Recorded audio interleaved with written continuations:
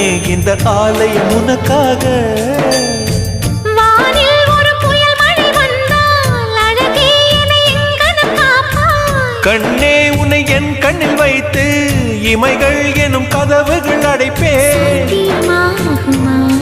நான் சத்தியம் செய்யவா?